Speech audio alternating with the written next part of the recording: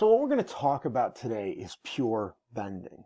So this is a different way of applying a force than we've done so far with an axial load or a torsional load. So to begin, let's take a look at this weightlifter. Now he is holding this bar above his head. So I want to draw a free body diagram of it. And so what we're going to have is we're going to have weight of the weights pulling down on one side, and we're going to have reaction forces pushing up towards the middle. Now, if I said that he is lifting 80 pounds on side, that means that I've got 160 pounds pushing down from the weights, which means I have to have 160 pounds pushing up. So if I take a look at the free body diagram here, I would have something that looks like this, where I have these forces that are equal but in opposite senses, so they're going in different directions, separated by a distance.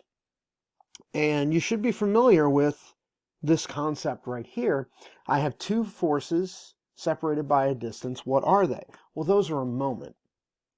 So I can take that 80 pounds, multiply it by 12 inches, and I can convert that into a moment. So my free body diagram actually is the exact same as what we have here.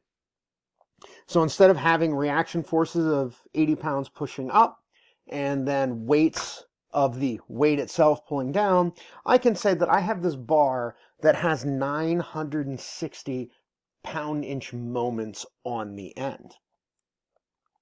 And so what this does is this gives us a very interesting way of applying force to an object, because it's no longer along the axis, and it's no longer being twisted around the axis. It's kind of bending the axis.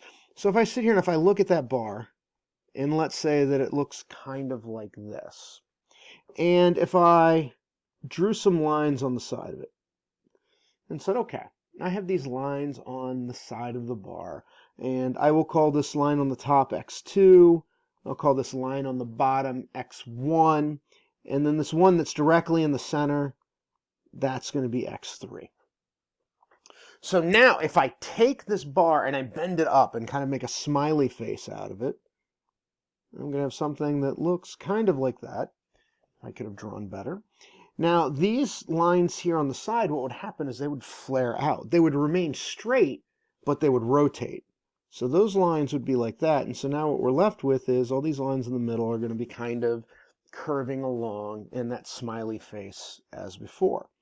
So we're going to have X2 star, X1 star, and this one in the middle is X3 star.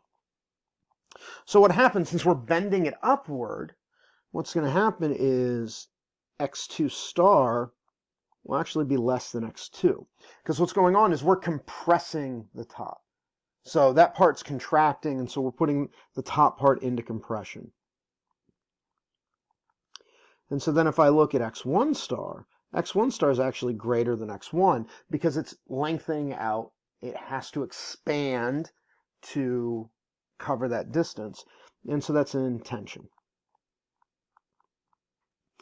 So we have compression, so retraction. We have tension, which is an expansion.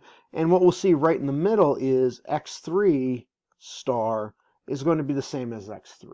So there's going to be no change in the length of that center line dimension.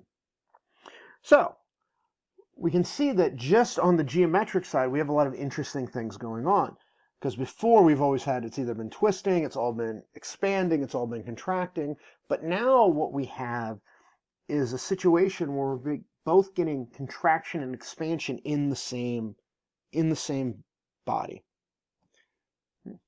I had a slide there for the free body diagram that I did not use. And so that is the concept of bending. Now what we're going to have to look at is we're going to have to look at what strain is developed from the bending, what stress is developed from the bending, and those will be in future videos.